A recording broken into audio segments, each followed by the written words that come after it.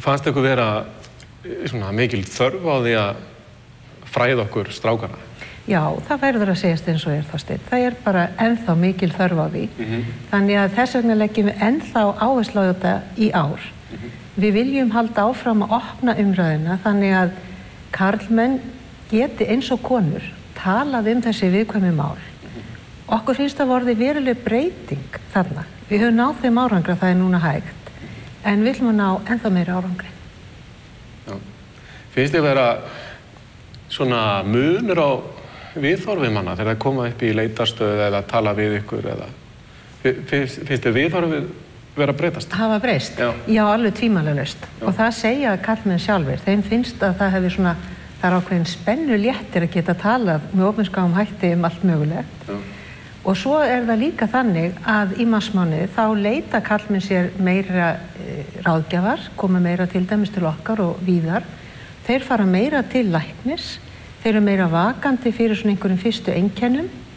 Þannig að þetta tvímælalaust að skila sér í meiri árvekni sem aðal markmið mánaðarins.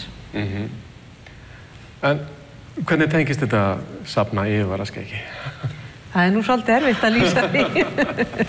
En það var valið svona eitthvað ákveðið karlmennskutákn. Þetta nú eitthvað sem við konur getum ekki.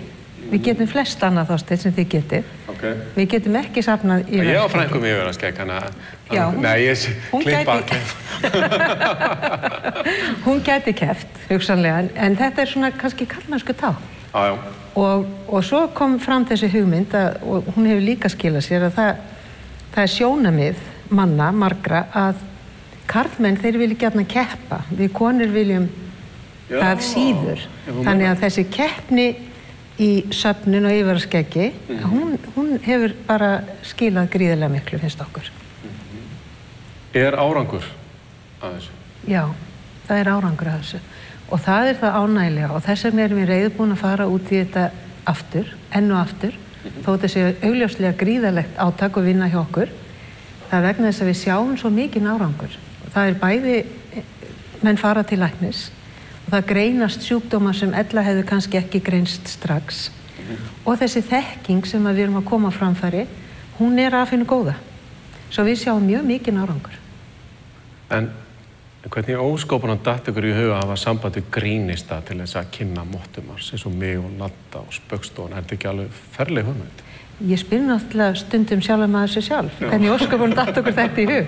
En ástæðan náttúrulega svo Þorsteinn að þú til dæmis, þú mjög ódýr. Já. Við spörum stórfjá að skipta í þig. Ég svendist á, ég ætla að fara að senda í reikning. Það verður ekki úr þessu. Nei.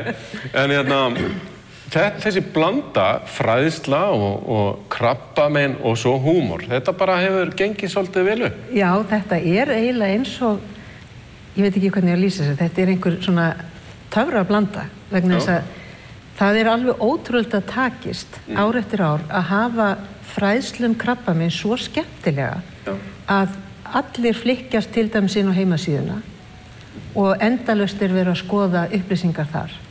Það alveg merkilegt að húmorinn leiðin að því að koma þessari fræðslu á framfæri. Það það stórkostlega í öllu þessu átaki.